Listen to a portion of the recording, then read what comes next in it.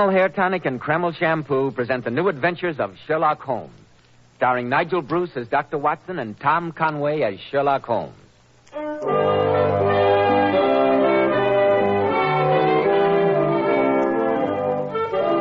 Now let's drop in again on Sherlock Holmes' famous colleague, Dr. Watson. Good evening, Dr. Watson. Good evening, Mr. Bell. I was watching from the window as you drove up. Do my eyes deceive me, or haven't you a brand new car? I'm glad to say I have, Dr. Watson. You want to come out for a spin? No, thank you. Some other time, perhaps.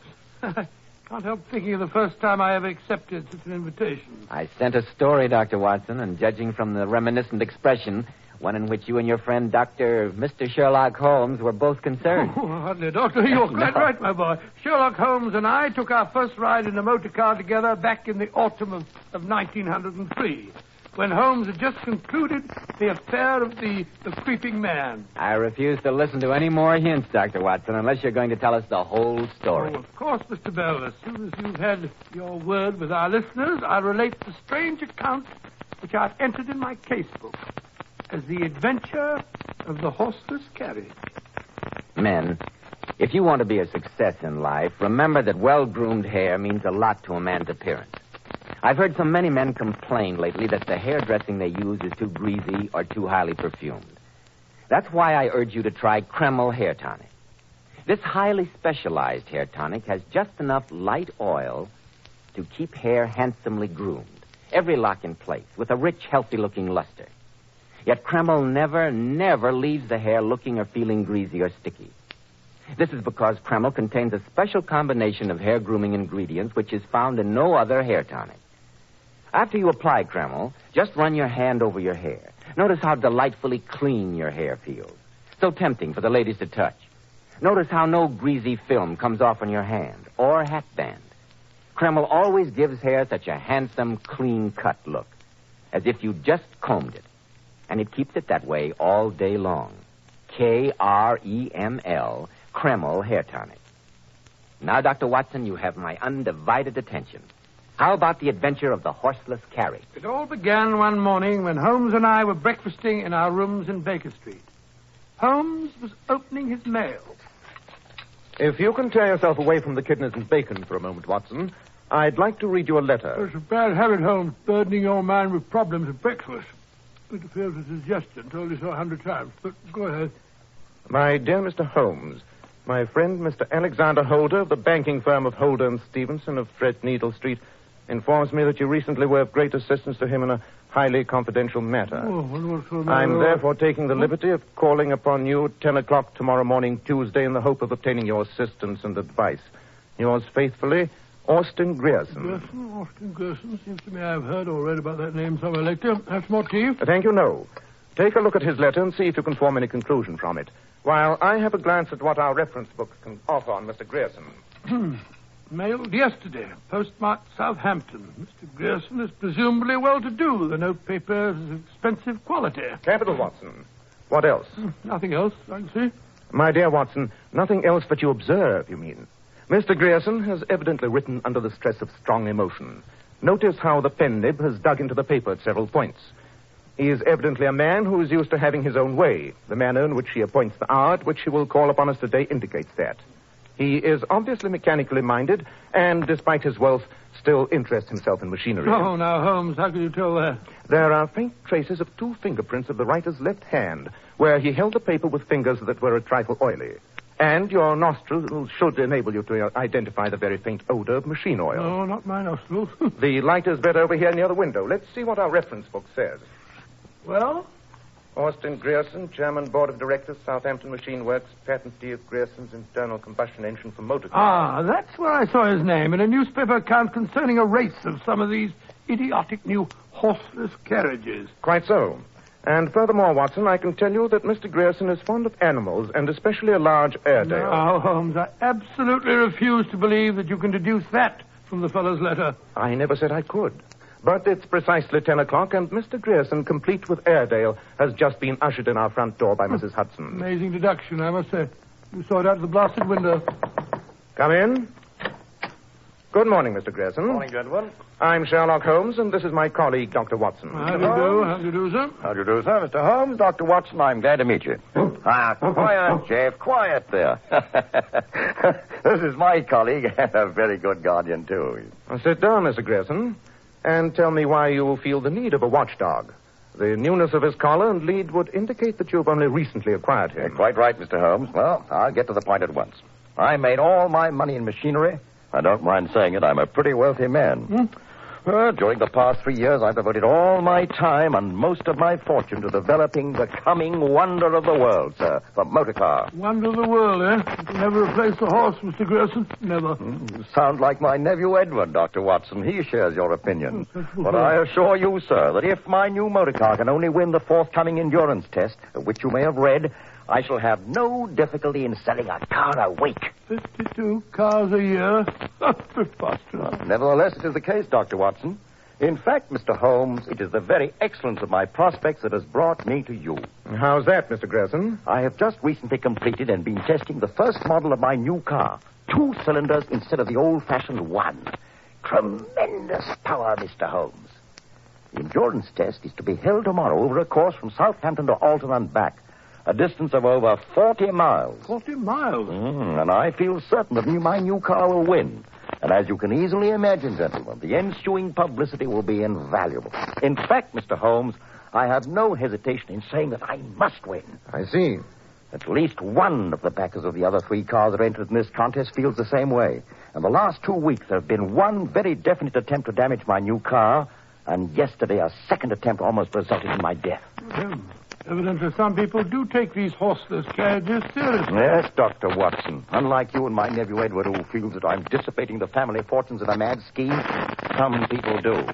Only the fortunate fact that I was driving slowly at the moment saved me from death when the testing apparatus broke. It could not have been an accident, Mr. Grierson?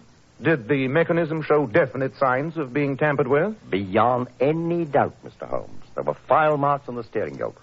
And you're certain that these attempts are being made by outside sources, not by members of your own family or persons associated with your venture? My family and fellow workers are above suspicion, Mr. Holmes. So I hope that you will undertake to guard both the car and myself during the next 24 hours until the race is over. Under one condition, Mr. Grierson. Name it, sir. I'm always anxious to experience a new sensation. My condition is that you take Dr. Watson and myself for a drive in your racer as soon as we can get to Southampton. What? Done, Mr. Holmes. Not I. You'll never get me to risk my life in one of those wretched things. Holmes,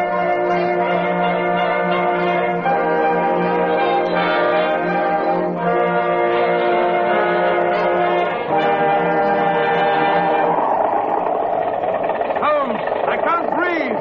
How fast are we going? Better than 16 miles an hour. Oh, the dust's enough to choke you. Oh, thank heavens. That's better. Have to slow down. Wouldn't do to frighten that farmer's horse to be passing.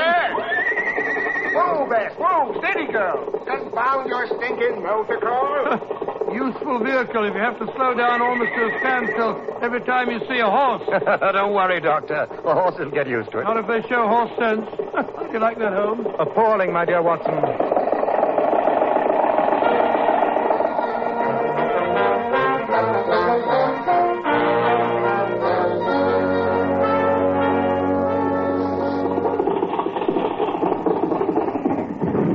Gentlemen, here we are, safely home again. A most interesting experience, Mr. Grierson. Oh, phew. I'll feel better when I've washed off some of this dust. We'll go up to the house in a moment, Dr. Watson. I'm so sorry there's no place to wash up down here in the barn. I've been keeping the car here for the past couple of weeks instead of down at the machine works. At least this old barn is near the house. I wonder where that fellow Simmons can be. Just a moment, gentlemen. I'll hang up your dusters in this cupboard. Here, now, get away from that car, you two. If you don't, your skulls will be bashed in with this spanner. Just a moment, my good man. There's no need for you to be offensive. I know who you are. You're someone of those sneaky people. Hold on, Simmons, hold on. These gentlemen are friends of mine. This is Mr. Sherlock Holmes and Dr. Watson. Oh. This is Joe Simmons, gentlemen. Good morning, Simmons. The foreman of my machine works and the best motor car mechanic in the world. You'll understand my suspicions, Mr. Grierson, when I tell you that Mr. Charles saw some bloke hanging about here while you were up in London. What, did you catch him? No, I'm sorry to say I didn't, sir. We chased him, but the blighter got away. Hello, Uncle Austin. How did she run? Perfectly, Charles, perfectly. You and Joe have a tune to a hair. Gentlemen, My nephew, Charles Grayson, who helped me design my car. Charles, Mr. Holmes, Dr. Watson. How do you do? How do you do? She's a beauty, isn't she, gentlemen? Come, let's go up to the house for some tea. Simmons, you will be here on guard tonight? You bet I will, Mr. Grayson. And keep Jeff with you. Stay here, Jeff. Good dog. Good dog.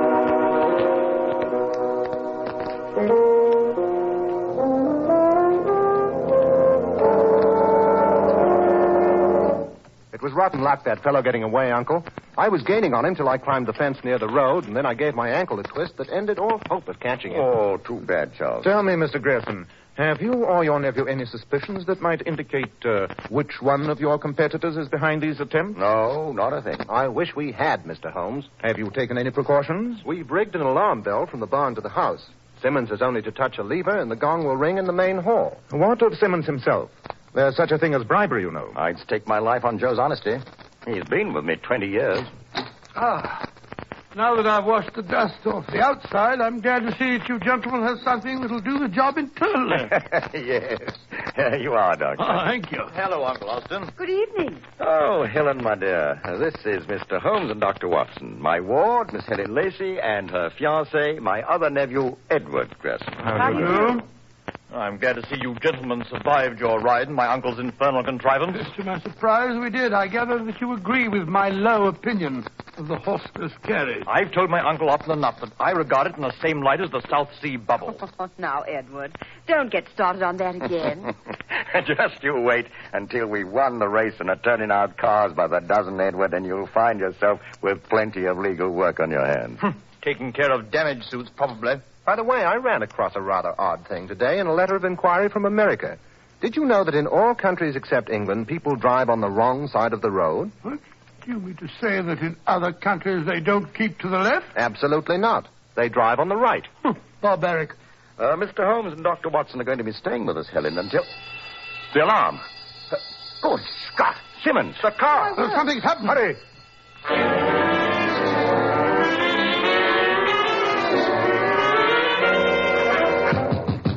Simmons! Let us in. Are you all right? I'm all right. Why did you ring the alarm? Oh, look at that, Mr. Holmes. Jeff! Right. The dog. He's dead. Of all the rotten things. And from the rigor of the limbs, I have no doubt he was poisoned. No question of it, The Holmes. scoundrel must have been frightened off by the alarm bell before he could tackle Simmons. What do you think, Mr. Holmes? I think, Mr. Grayson, that Dr. Watson and I will stand guard over the car until race time tomorrow. I wouldn't like to see Jeff's fate visited upon a human being.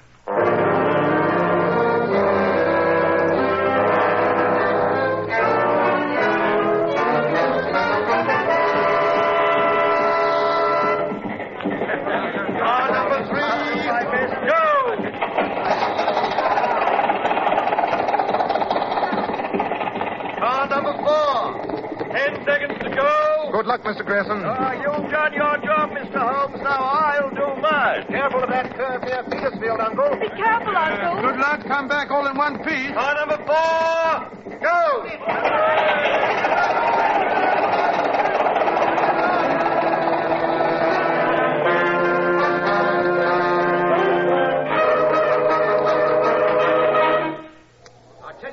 What's the time, Helen? 1 hour and 46 minutes. With luck, the first car should be finishing soon, shouldn't it? You're overlooking the time necessary for changing tires, Mr. Holmes. After all, covering better than 40 miles at top speed, they have to make 2 or 3 changes. Yes, I never heard of having to change a horse's shoes 2 or 3 times in 40 miles, did you? Oh, quiet, Watson. The day will come, Dr. Watson, when you'll see tires that will go as much as 500 miles without requiring replacement. Don't mind him, Dr. Watson. He has the same delusions as my uncle of the future of these dreadful machines. There he comes! There he goes! What color's the car, Edward? Can you see? So much dust I just put a flash of red. The Grayson's red. It's your uncle. Right, Joe, yes, so it is. We've won! We've won! I told you we'd win. Well, come on. Let's be the first to congratulate Uncle. Well, Holmes, our little job is finished now. I hope so, Watson. I hope so.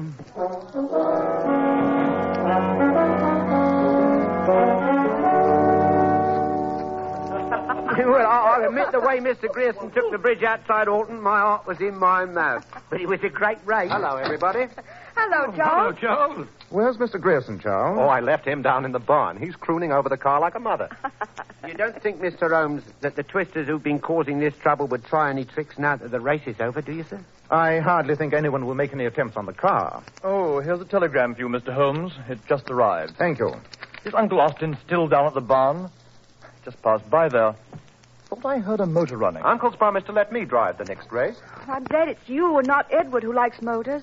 I say, Holmes, where are you going? Down to the barn. You don't think that there's anything wrong, do you? I told you, Watson, I was no longer concerned about the car.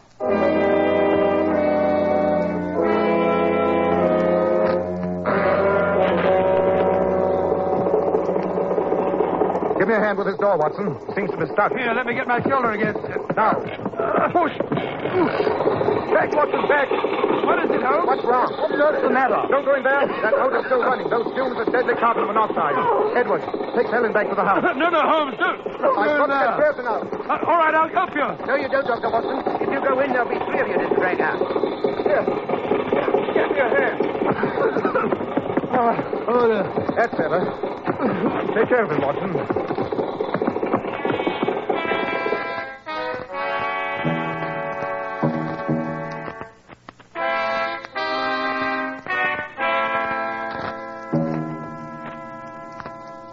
It's no use going on with that artificial respiration, Charles. I'm afraid there's nothing further that we can do for your uncle. Will you get in touch with the police, Charles? I'll send someone to town right away. I'd best get down to the factory and tell them what's happened. There'll be no party over the victory tonight. There's another devilish thing that you can charge up to the motor car, Holmes. Grierson evidently stayed in the closed barn with the motor running, was overcome by the deadly fumes, fell, and died of suffocation. And how do you account for that deep wound at the back of his head? Well, obviously, when he fell, he struck his head against the metal bonnet of the car. You saw the blood on the edge of the bonnet, didn't you? Quite so. And I also noticed that Grierson's face is extremely pale. Did you notice that, Watson? Yes, of course. What of it? Simply that carbon monoxide victims invariably show a cherry red discoloration of the face. What do you mean, Holmes? This is no accident, Watson. This is murder.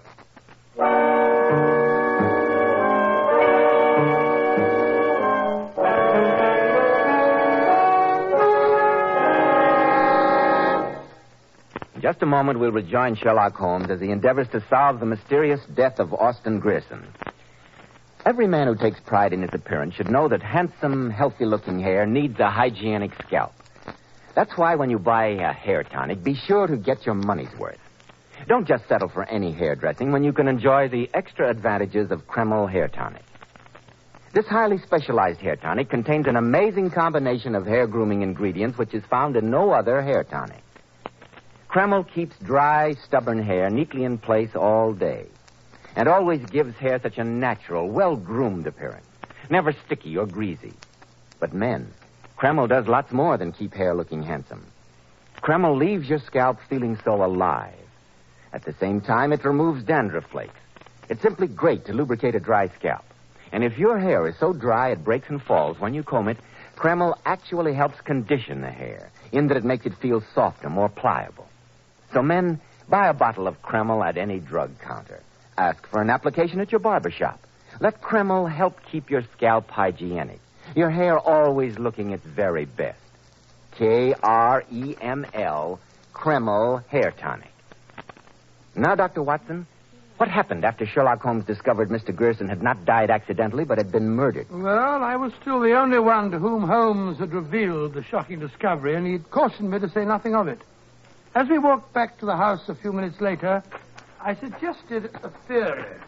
And on what do you base your suspicions of Edward, Watson? Well, it's obvious. Grierson told us last night that his two nephews would inherit equally. And Edward has made no secret of the fact that he felt his uncle was throwing away the family fortune in this wild venture. Besides, he had the opportunity. What do you think, Holmes? I think, Watson, that the libel laws being what they are, and Edward being a lawyer, you had better not air your opinion where he can hear you. Oh, really? Ah, Edward. How is Helen? She's resting upstairs, Mr. Holmes. One of the maids is staying with her. This horrible affair has shaken her badly. Of course. I've sent Joe Simmons to town with a message for the police, Mr. Holmes. Thank you, Charles. I'm afraid it'll be the better part of an hour before we can expect them. I wonder, Watson, if you'd be good enough to take care of this little matter that I've noted down on the slip of paper. Huh? Oh, that's right. I'll see to it at once, Holmes. Gentlemen, I gathered from what your uncle said last night that you will now be the joint owners of the Southampton Machine Works and of his motor car patents. Yes. Do you intend to carry on as before? Of course not, Mr. Holmes. My uncle knew how I felt about all this expensive foolishness. I've agreed to buy out Edward's share, and he's going up to London to carry on his legal career. Well, if you don't need me for anything further, Mr. Holmes, I think I'll sit upstairs and see how Helen is doing. Of course, Edward. I hope you'll find her bearing up under the shock. Thank you. Charles, there are one or two minor points that I'd like to get clear in my own mind before the police arrive. Anything I can tell you, Mr. Holmes, I'll be glad to. Now, Charles, when we left you and your uncle, he was about to have you check some question regarding the sparking plugs in the motor. Is that right? Quite, Mr. Holmes. I opened the bonnet and removed the sparking plugs for Uncle's inspection. Meanwhile, he refilled the petrol tank. So that there would be sufficient petrol to allow him to test the motor, I assume. That's right. The tank was almost empty after the race. Precisely. You didn't help him refill the tank then, did you? No, I was busy removing the sparking plugs. And when you were finished? Uncle told me not to wait for him, that he wanted to run the engine for a few minutes and that I should join you others up here. And you came straight from the barn to the room in which we all were? Why, yes. You stopped nowhere on the way? Nowhere, Mr. Holmes. Well, that all seems simple enough. Yes, I took care of that little matter, Holmes. Is everything satisfactory? Quite. Excellent. If you and Charles will excuse me, Watson, I'll be back in a few minutes. Why, certainly, Mr. Holmes. By the way, Charles, Dr. Watson and I will be returning to London as soon as the police have been here. Very well. I suppose, Dr. Watson, that this tragic accident confirms your distaste for the motor car. Yes, it does, Charles. Or rather, it would if Holmes hadn't convinced me that it wasn't an accident. What do you mean? Something I couldn't.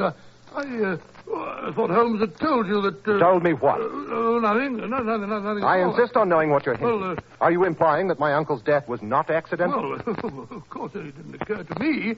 But Holmes pointed out that in the case of monoxide poisoning, the face and lips would be congested, and your uncle's face was pale. Holmes seemed to think that I'll see for myself what Holmes thinks. I won't stand for any insinuations that... Holmes seemed to think that your uncle was... Oh, gone. Watson, did he take the bait? Swallowed it hook, line, and sinker. Good work, Watson. You evidently carried out my instructions in the note to perfection. Yes, I think I convinced him that I left the cat out of the bag quite accidentally. He said he was going off to have it out with you at once. He must have changed his mind rather suddenly, judging from the way he hurried down the hall and tiptoed out of the front door. I don't understand. To prove that Austin Grierson was murdered, Watson, would be a matter of the utmost simplicity. But my certainty that it was Charles who murdered him rests upon so slender a bit of evidence that I'm sure no jury in the world would convict him. It was necessary to make Charles betray himself, and he fell into our trap. His very flight is a confession of guilt. Ah, listen. That's why you told me to remove those things, sparking plugs, you call them, from the car. Quite. So that Charles would be forced to make his escape on one of the horses, once he'd discovered that the car would not start. But Holmes, undoubtedly, he'll have taken the fastest horse. How on earth are we going to catch up with him? In the motor car, of course. The motor car? But Simmons isn't here. Who on earth's going to drive the infernal thing? I observed Mr. Grierson's actions rather closely yesterday. I feel quite certain that I am competent to operate the machine. Oh, this is the end. Come on, Watson. Show me where you hid those sparking plugs.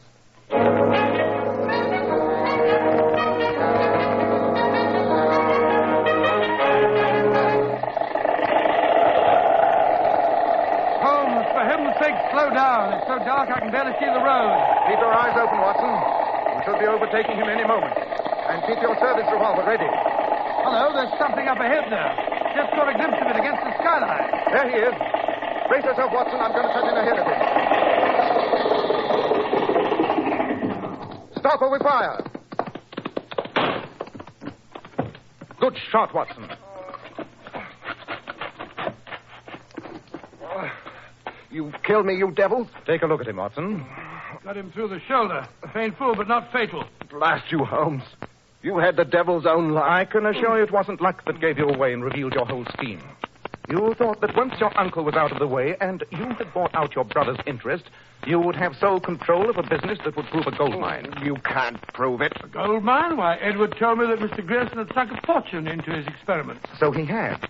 But what Edward did not know, but Charles had evidently learned, was that the banking firm of Holder and Stevenson had offered Mr. Grierson £100,000 for his patents. Mr. Arthur was dependent upon his winning the race.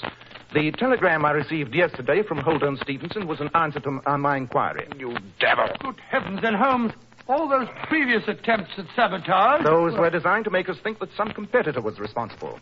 All meant to point away from the real murderer. The dog. Why poison the dog? Another attempt to lead us off the track by making us believe strangers were responsible. But, Holmes, what was it that made you realize that it was Charles who killed his uncle? As I've often told you, Watson, you see, but you do not observe. You may remember that when we returned from our drive, Mr. Austin Grierson, when you wanted to wash off the dust, told you that there was no place in the barn where you could do so. What on earth's that got to do with it? When this fellow here had removed the sparking plugs after the race at his uncle's request, his hands must have been covered with dirt and grease. But when he joined us at the house, his hands were quite clean. He told me when I questioned him that he had not stopped anywhere on the way. Obviously, it must have been he that filled the petrol tank so that the engine would keep running after he had killed his uncle. Nothing but petrol would have washed off the oil and dirt from his hands. Good heavens, Holmes, and that was a slender clue which told you that he'd killed Grierson. So slender a clue, Watson, that it was only your excellent performance that betrayed this fellow into the flight that will convict him. Oh, thanks very much. Only did what you told me, Holmes.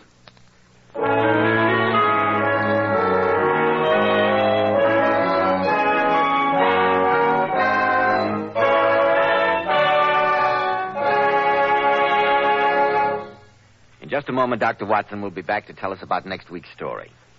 Ladies, of course you use a shampoo to wash your hair. But just a word of caution. There are many popular shampoos today which leave the hair lustrous but have a tendency to dry the hair. And here's why I advise you to always use Kreml. Lovely Powers models were among the first to discover the amazing beautifying qualities of Kreml shampoo. Yes, Mr. Bell. The girls claim no other shampoo leaves hair with more brilliant, glossy, natural highlights. Yet under no circumstances does Kreml shampoo ever dry your hair. Kreml shampoo is not a soapless shampoo. It's not a cream shampoo. It's entirely different. It really is different, Mr. Bell. After a Kreml shampoo, the hair actually radiates natural, brilliant luster. But Kreml shampoo has a built-in oil base, which helps keep the hair from becoming dry or brittle. So, ladies, be smart. Always wash your hair with Kreml shampoo. It leaves hair a vision of shining beauty, yet in no way hurts the texture. Kreml, Kreml shampoo. Now, Dr. Watson, what about next week? Well, now, let me see. Next week, I think I'll tell you a story I always referred to as Q for murder. Q for murder? That sounds as if it concerned the theater, Dr. Watson. That's where you're wrong, Mr. Bell. Oh? This adventure took place in the depth of Limehouse near the docks and concerned a particularly unpleasant and fiendish murderer.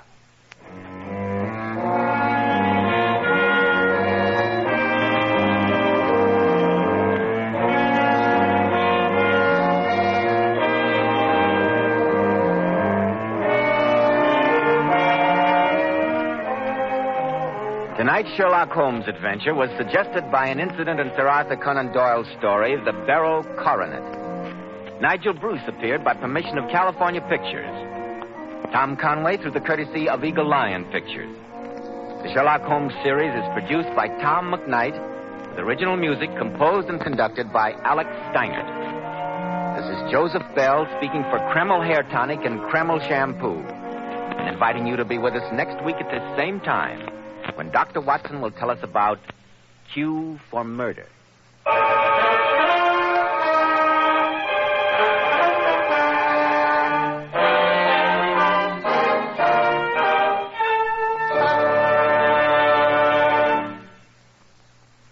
This is ABC, the American Broadcasting Company.